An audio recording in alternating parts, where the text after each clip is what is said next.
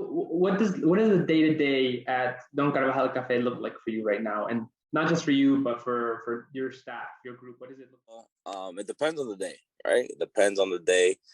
Some days we're roasting coffee. Like today, we started roasting coffee at 5 in the morning.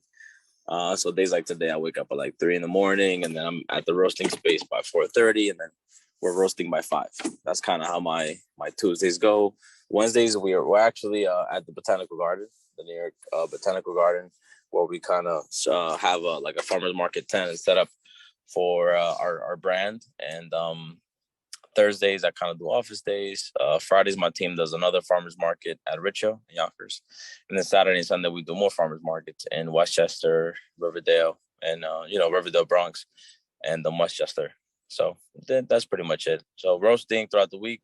We have another team that does fulfillment on Thursdays, which is like deliveries for B2B or fulfillment for e-commerce sales.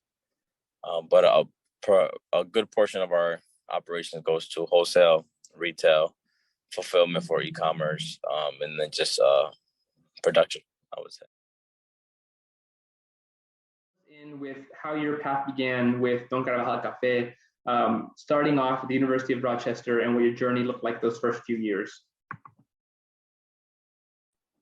Yeah, the first year was actually pretty interesting. I began it in my dorm room. It was something that was definitely a class project, and I was just developing and researching as I was learning the classwork. And then at some point, after I had presented it in class, I felt like it was actually a good idea, given that somebody, had expressed interest. As I'm presenting the class project for what it was, we were essentially supposed to create a business plan and a marketing plan. And the day I presented it to the class as a term project, a lot of people expressed interest because we actually had real coffee at the classroom. We actually brought real beans. We actually brewed real coffee. And we served it to everybody, 50 students in the classroom, and everybody actually got to try the real idea. Sometimes as a student, you could definitely just make a prototype and, not invest too much into it.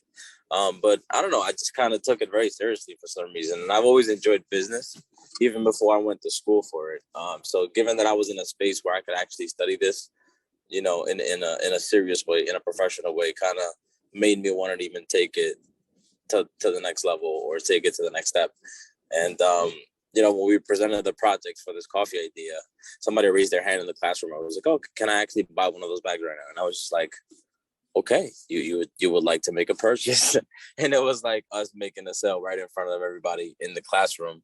And that to me was like proof of concept. It just made it seem like, okay, I had this idea, and in this very moment, somebody's willing to buy it. You know what I mean? Like, I think ultimately that's one of the last steps you really need to feel confident about whatever ideas you have, is really just that step of, okay, is somebody really willing to buy this? Is somebody going to spend their money on this?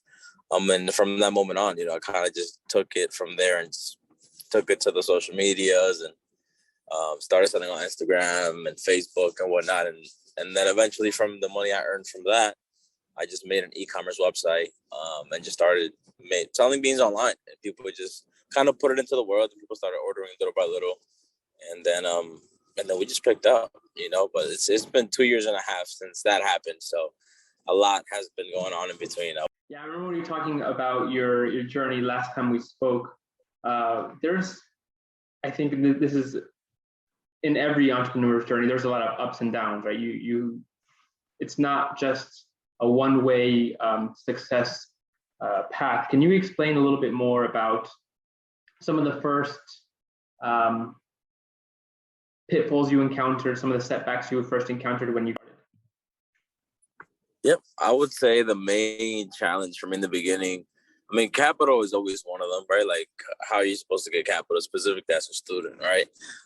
But I would say the main thing after that was really supply chain and just sourcing things. Coffee industry is one of those things that it's just not just public information. Like, you could find some stuff, but certain industries are very gated, and just trying to get into the industry and understand how it works. People would just hit you with 1,000 consulting fees, and like, I get it. I respect the game. But, we're just trying to get in it, especially as a student. I was just trying to just actually explore industry, see how things worked. and go from there. But my main challenge is definitely supply chain and then just capital, I would say. They don't see everything that took place between where you started and where you are now. So could you explain a little bit, like, how did you start? Did you start at 10 farmers markets? Did you start at one? Did you start just wholesaling? What did those steps look like that got you from where you began to where you are now? I would say the first part, my first real B2B account was a supermarket in Long Island City. And that was just one supermarket, right? And then given that the customers of that store reciprocated well with the product in terms of sales and speaking highly of it, I got introduced to other supermarket chains. So the main goal I would say from that I took from my beginning is that you just really need one client, and you need to service them really well, make sure they're happy, make sure the product is good, and you're, upholding your quality standards, and that will really do the work for you. Sometimes you have the right formula, you're just missing just time. You just need time in the industry, time to experience things, time to meet people, time to get clients. And then with that time, you kind of get that seniority where people get to know you little by little. People start recommending you places, or people talk about you. So I would say I started with one client, and the same way I treated that client, I treated every client after that. And then little by little, we started building our portfolio. And at some point, I wasn't reaching out to people; people were reaching out to me. It's just, but this is a journey that I've been doing for basically 3 years now, because before I launched the brand, I was working on it. So it's kind of one of those things where a year and a half ago, 2 years ago, I got introduced to one person and then just treated that client well. Now we're on like Fresh Direct.